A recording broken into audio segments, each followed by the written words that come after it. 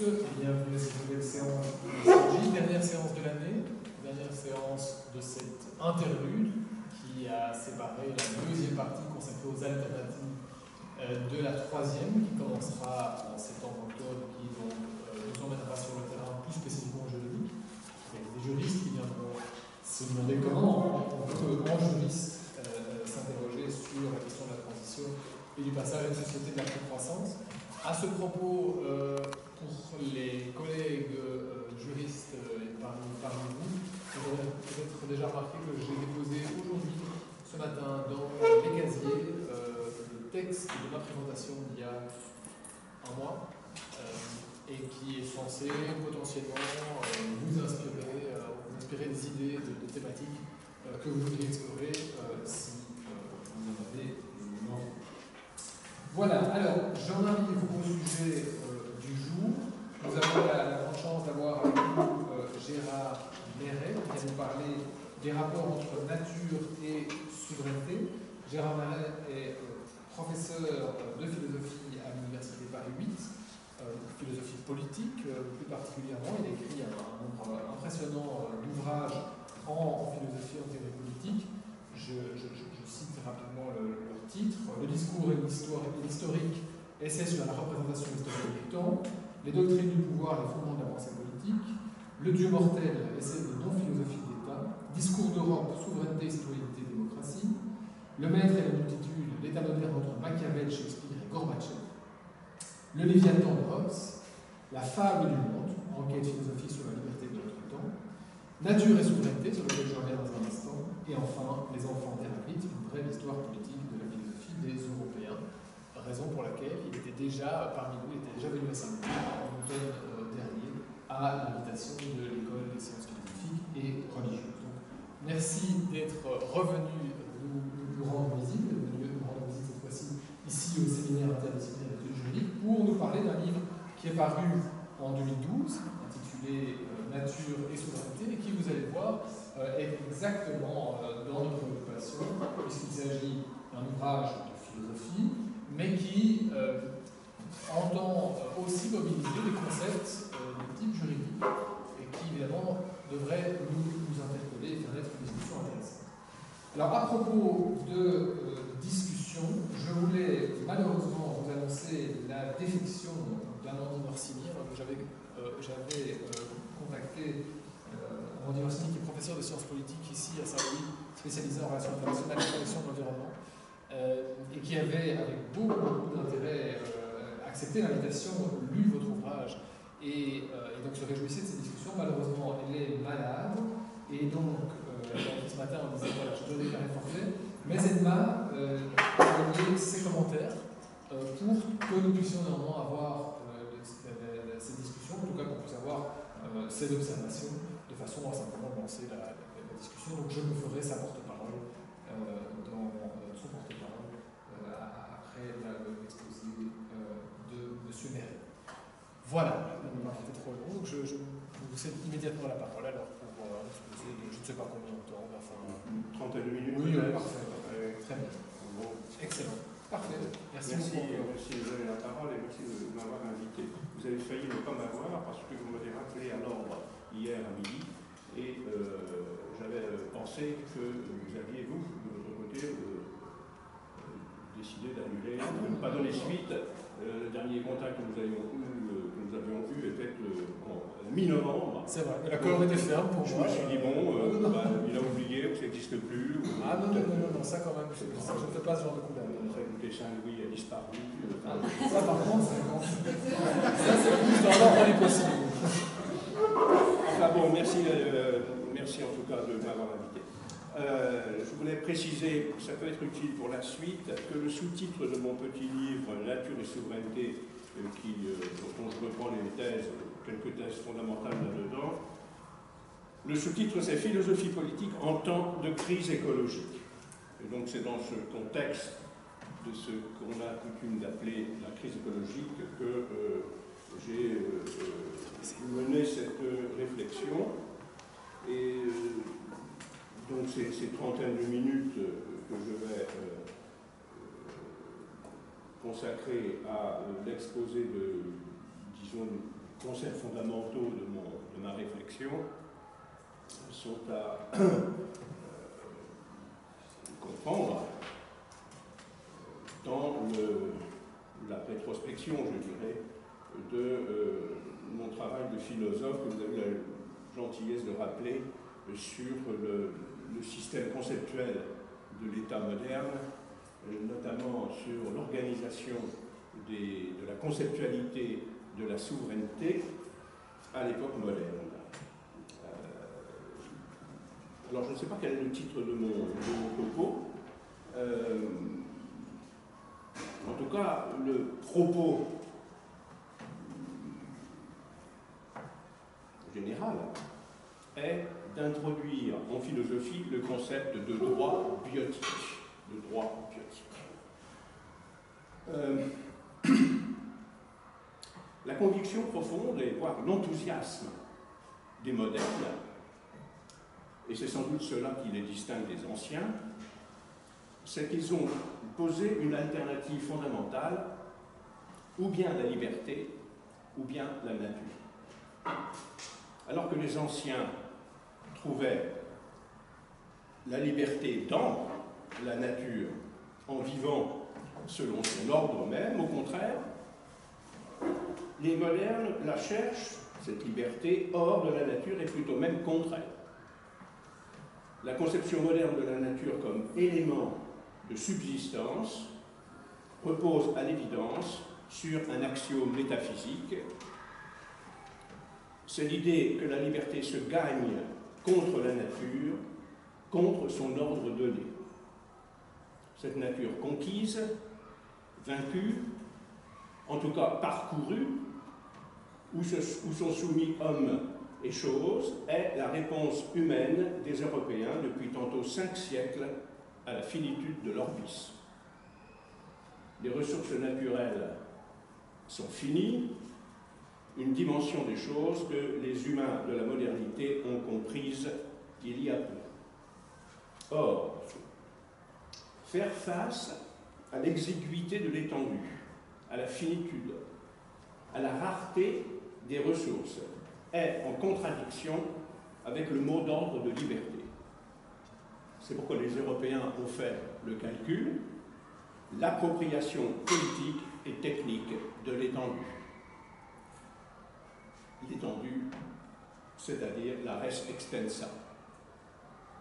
Chacun, en effet, se construit son État, affirme sa souveraineté sur un lopin de terre exploité et transformé par les machines, et chacun garde jalousement ses ressources à l'intérieur de frontières chèrement acquises, quoique toujours provisoires. Soit dit au passage, c'est l'occasion de rappeler qu'il n'y a pas de frontières naturelles. La nature, la res extensa, donc, est sans frontières. Bref, le monde ainsi formé est l'attestation d'un ordre humain de la nature. Un ordre qui a son histoire, ses procédures et ses règles, dont l'objet, ou mieux la matière, est cette nature devenue, entre guillemets, l'environnement de l'ordre humain. Ce serait là une description idyllique des choses si la détérioration constatée de cet environnement n'en était le prix. Il est d'ailleurs possible que notre époque ait à en payer le prix. Cela dit, la conscience du désastre fait son chemin, semble-t-il. Les dommages sont de mieux en mieux identifiés. Le problème est alors celui-ci. Que faire?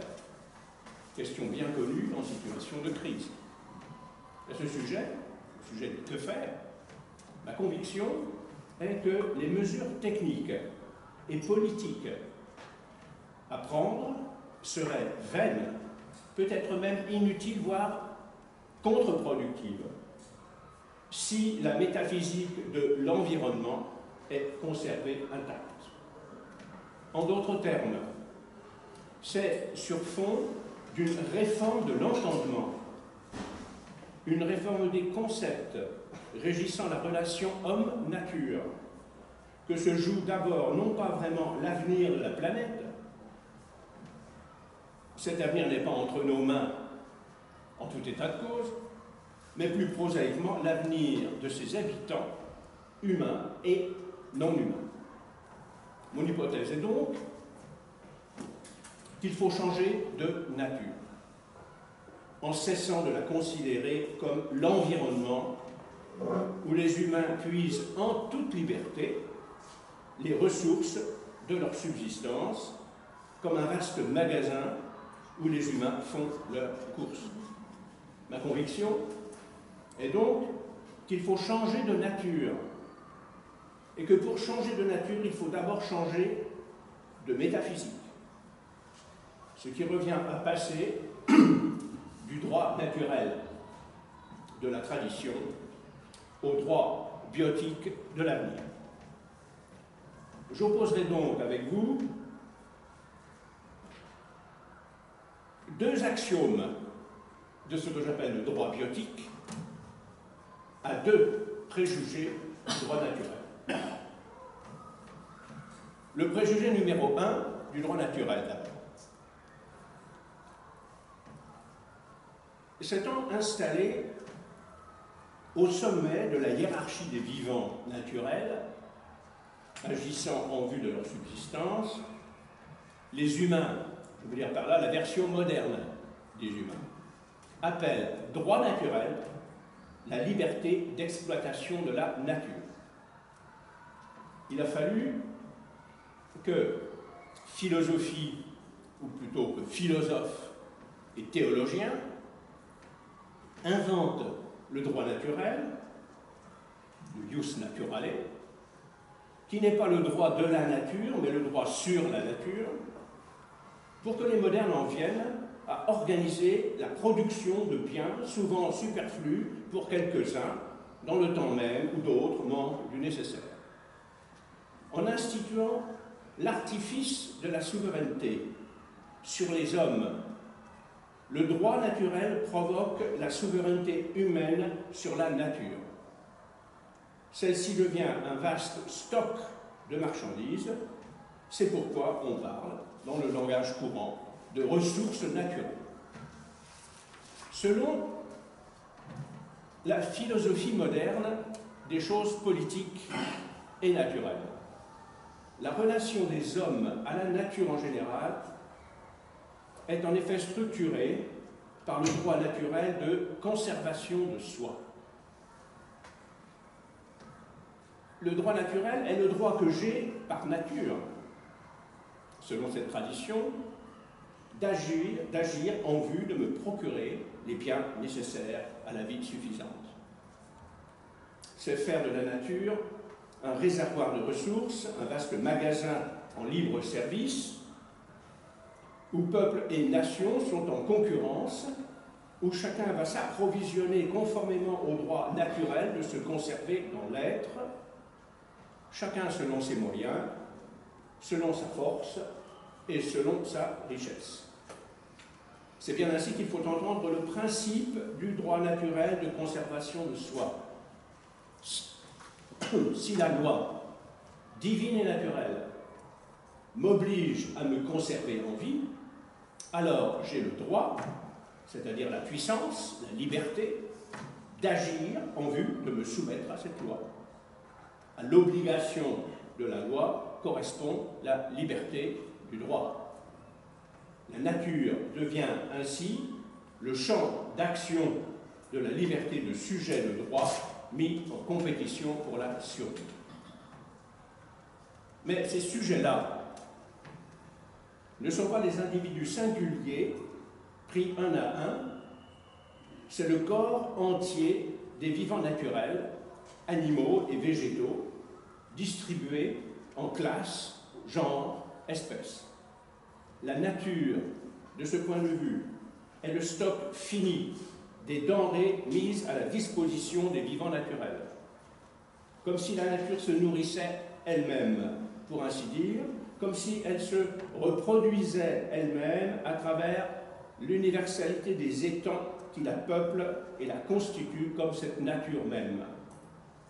La nature ici est une vaste opération de cannibalisme. La nature est autophage. et ce que l'idiome théologico-politique désigne comme droit naturel est la grammaire régulatrice de la consommation de soi de la nature. Ou plutôt, le droit naturel est la grammaire moderne de la nature. Le stock des marchandises n'étant pas infini, il faut alors que les humains, ou bien produisent des choses artificielles, en copiant les naturels, ou bien en découvrent de nouvelles. On voit bien que les animaux humains ont ici un rôle particulier. Ils fabriquent de la nature artificielle. C'est ce qui, selon le droit naturel de conservation, les rend supérieurs.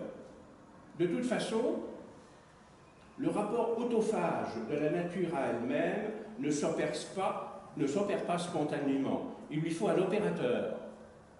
Tout se passe donc comme s'il était dans l'intention de la nature de susciter des instances intelligentes pour lui permettre de renouveler le stock, de le maintenir en état de bonne conservation. Selon le droit naturel, la nature a donc engendré un vivant particulier et spécifique que l'idiome théologico-politique désigne du nom de genre humain ou humanité.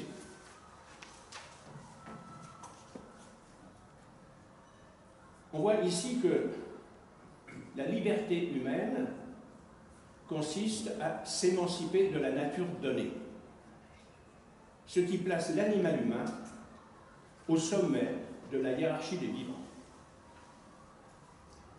À ce préjugé numéro 1, celui de la hiérarchie des vivants naturels, s'oppose donc le premier axiome du droit biotique, la continuité ontologique de la chaîne biotique, terre, plantes, animaux, fonde dans l'ordre de la connaissance et de l'action le continuum sujet-objet. Il y a en effet un continuum terre, plantes, animaux, constitutif du biote, une chaîne ontologique qui permet aux vivants, animaux et végétaux, de se développer et de se reproduire. Ils ne vivent qu'en étant ensemble et simultanément attachés à la Terre. Eau, air et lumière solaire leur sont pareillement et identiquement indispensables. Par biote, j'entends donc non seulement la flore et la faune d'un lieu, terrestre ou marin, mais la continuité du biote lui-même avec la Terre, en ce que celle-ci est la condition biotique des vivants, autrement dit, la vie et les éléments permettant la vie. Dans la mesure, en effet, où un être vivant, séparé des éléments qui conditionnent sa vie, meurt, il est nécessaire de considérer la continuité de la chaîne biotique dans son unité intégrale pour saisir les enjeux de la crise écologique actuelle. Le problème, on le sait, est que l'exploitation humaine des ressources tend à rompre le continuum biotique par destruction de tel ou tel élément vital, mettant ainsi en péril telle ou telle classe de vivants naturels. Pareille mise en péril, maintes fois attestée et résultant de l'activité humaine, parce qu'elle porte sur la diminution de la biodiversité, est une épée de Damoclès. La technonature, par son expansion, prend le pas, peut-être irrésistiblement, sur la nature tout court, je veux dire sur la chaîne biotique elle-même. Dans ce contexte, qui est le contexte du continuum biotique, la notion d'une nature caractérisée par l'équilibre n'est pas acceptable. Cela vient de ce que la nature, contrairement à l'affirmation d'une philosophie altière trop humaine, la nature a une histoire. Elle peut être, ou plutôt elle doit être, appréhendée et comprise, cette nature, comme évolution, autrement dit, destruction permanente de l'équilibre. De même, c'est parce que l'humanité est issue de l'évolution de la nature que la nature est intérieure aux humains. Cette internalité, pardon pour le néologisme, cette internalité de la nature à l'humain est l'essence et le principe de toute pensée non soumise au droit naturel. Si les humains sont le résultat des processus généraux de l'évolution de la nature, alors il est vain d'opposer épistémologiquement un sujet connaissant l'homme à un objet connu ou à connaître la nature. Il est vain de postuler la séparation homme-nature. Il est vain de proclamer l'éminence et la supériorité de l'animal humain sur le reste des vivants. Au contraire, il y a continuité ontologique qui n'est que l'expression du continuum biotique. La position de surplomb du sujet humain est impossible à justifier du point de vue méthodologique ou stratégique, en tout cas du point de vue moral et politique, au prétexte que c'est l'homme qui élabore une certaine forme de connaissance physique, mathématique et autres. Tous les vivants produisent et connaissent, chacun selon son ordre et sa classe. Je ne suis pas sûr du tout que la distinction raison-instinct soit pertinente. Montaigne déjà l'avait aperçu. La métaphysique de l'éminence et de la liberté humaine face à la nature, postulat supérieur du droit naturel, est épistémologiquement et moralement injustifiable. Soit maintenant le préjugé numéro 2 du droit naturel.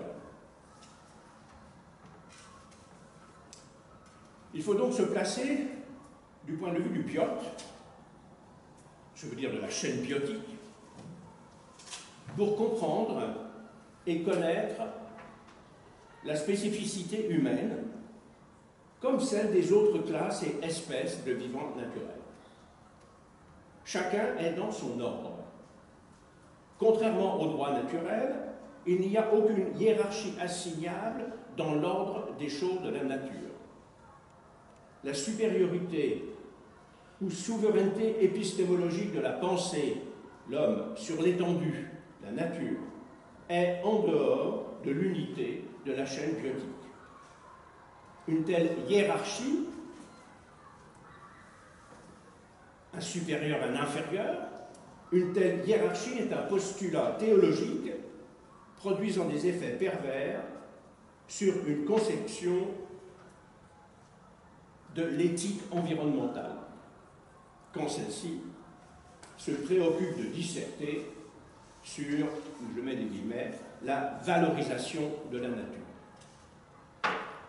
Cette approche donne lieu à d'étranges variations formalistes en se posant gravement la question de savoir s'il faut ou s'il ne faut pas attribuer, entre guillemets, une valeur intrinsèque et objective à la nature.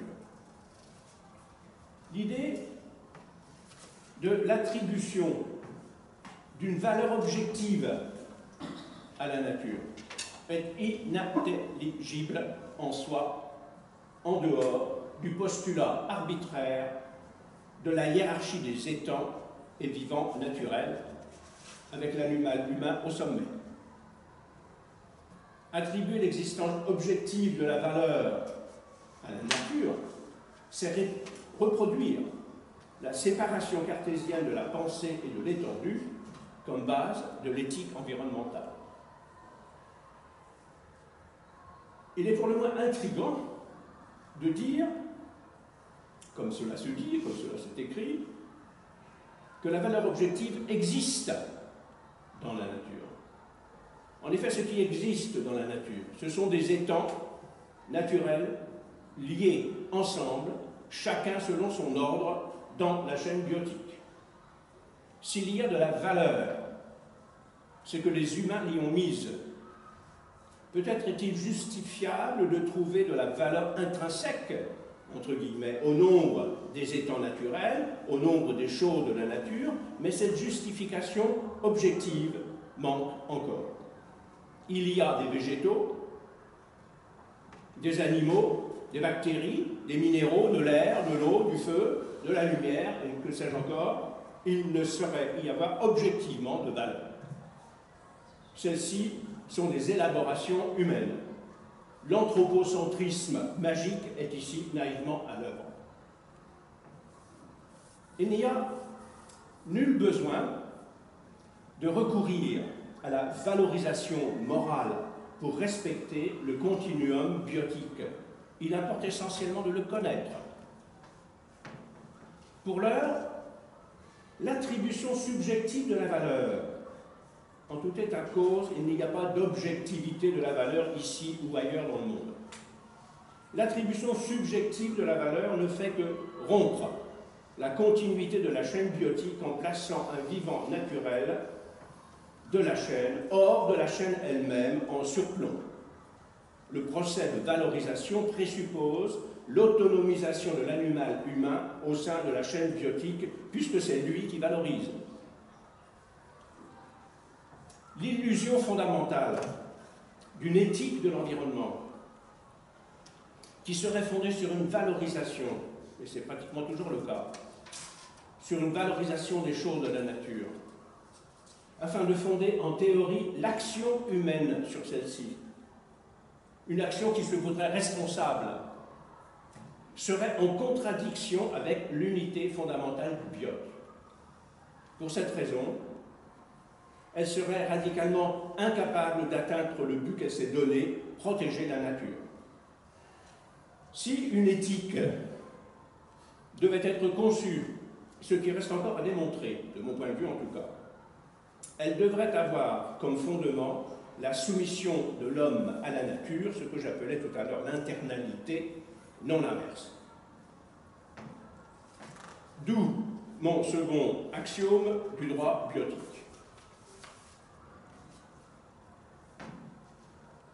Le droit biotique exprime le lien que les vivants naturels entretiennent entre eux au sein des écosystèmes dont ils sont les habitants. En sorte que l'action humaine consiste à faire respecter, à entretenir et à protéger ce droit. C'est-à-dire entretenir, protéger et respecter le lien existant entre les vivants naturels. J'ai observé tout à l'heure qu'il fallait considérer le biote comme un continuum. Si un élément de la chaîne manque, alors telle classe de vivants meurt. C'est là certainement une observation de bon sens. Elle est du reste fondée sur un simple calcul logique. Si un vivant dépend d'un autre vivant pour sa vie même, pour sa croissance, son entretien, sa reproduction, si le second disparaît, le premier est menacé. Comme dirait Rousseau, la bête est morte. Ce dernier peut alors ou bien disparaître à son tour, ou bien se refaire une santé, comme on dit, et trouver des stratégies de survie en modifiant tel ou tel de ses constituants. Il peut changer le magasin, si possible, si les ressources habituelles s'épuisent pour une raison quelconque. Il peut muter radicalement et devenir une sorte d'autre tout en restant le même. Il y a de l'évolution. Il y a de la sélection. Les humains, comme les autres vivants, sont pris dans une chaîne et sont amenés à l'égal des autres vivants naturels à évoluer comme, à n'en pas douter, ils l'ont déjà fait. Tout est affaire d'évolution. Il y a donc une histoire de la nature qui est celle des transformations, mutations, ruptures, continuités, et cette histoire est celle de l'évolution du lien biotique. L'homme est irrémédiablement attaché à cette évolution, il en est un des acteurs, et comme les autres vivants, il en est le produit et le résultat. Or, du point de vue de l'évolution, il n'y a pas de supériorité éthique et morale de l'animal humain sur les autres vivants de la nature. Si les sociétés humaines ne sont pas hors nature, et si par ailleurs c'est ce que pensaient les anciens, les Grecs, si donc les sociétés humaines ne sont pas hors nature, et si par ailleurs elles sont par cela même dans l'incapacité d'élaborer des normes, car elles ont perdu leur posture de surplomb et d'extériorité, alors la reconnaissance d'un droit biotique est rendue nécessaire. Un droit biotique auquel les humains sont soumis.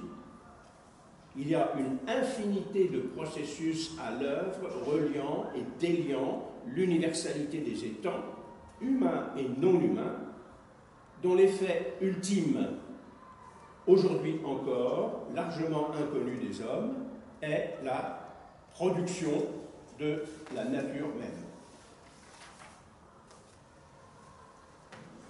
Le droit biotique exprime ainsi l'ordre constitutif interne de la nature comme ordre vertueux. Il exprime le processus de l'autoproduction de la nature comme universalité des vivants. Il énonce ce en vertu de quoi la nature est organisée et structurée intrinsèquement, telle qu'elle est, et ordonnée à elle-même. Le droit biotique est donc le droit de l'ordre commun aux humains et aux non-humains. Il exprime la chaîne biotique comme relation ontologique des étangs de la nature. Il est la liberté, c'est-à-dire la potentia, en vertu de laquelle la nature se produit et se reproduit elle-même au travers de l'évolution des étangs qui la composent. En ce sens, le droit biotique est l'unique fondement possible d'une politique de protection de la nature dont le principe est d'agir en vue de la préservation de la sauvageté, c'est-à-dire de la wildness. Je ne parle pas de la wilderness, je parle de la wildness. Préservation de la sauvageté, la vertu productive de cette part originaire de tout étang, surgit de l'histoire de l'être et constituant celui-ci comme nature. En conclusion, et pour revenir à la crise, c'est peu dire qu'il faudra aux humains la raison raisonnable qui semble leur faire défaut à notre époque pour réparer les dégâts causés à l'ordre naturel des choses. Je ne parle pas ici de dégâts causés à la nature, mais à eux-mêmes, en comprenant comme il se doit l'activité anthropique dans la nature en général, comme activité de la nature sur elle-même, comme autoproduction. On est sur la voie d'un nouvel entendement de la crise écologique de notre temps. Je veux suggérer ici que la réponse à la question de la crise, le que faire que j'évoquais au début, réside moins dans des politiques gouvernementales applicables en direction de la nature que dans une réforme de la compréhension politique de ce qu'on a coutume d'appeler nature. S'il importe de concevoir politiquement la nature,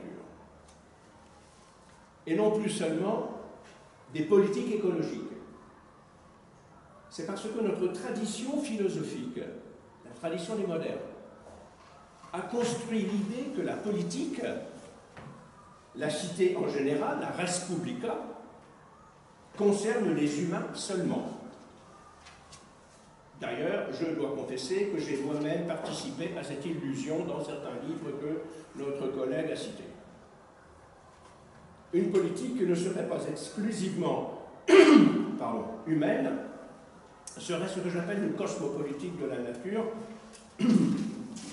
dont la définition prendrait une nouvelle conférence. En tout cas, le fondement moderne de la politique des modernes est que l'État est une création anti-nature. Je pense que le meilleur représentant de cette affaire, c'est Hobbes. L'État est une création anti-nature pour les modernes. Et corrélativement, vaincre la part naturelle de l'humain, c'est accéder à l'authentique humanité.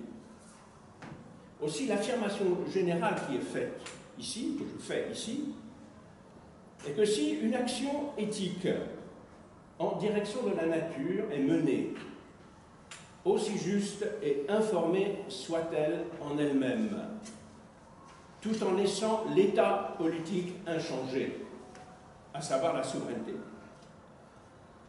alors il y a impossibilité d'atteindre les buts recherchés et reconduction subséquente des effets nocifs du droit naturel, maintien de la souveraineté au poste de commande, fantasme d'une humanité séparée d'une nature-environnement et destruction de la wildness par le capitalisme sauvage. Je vous remercie.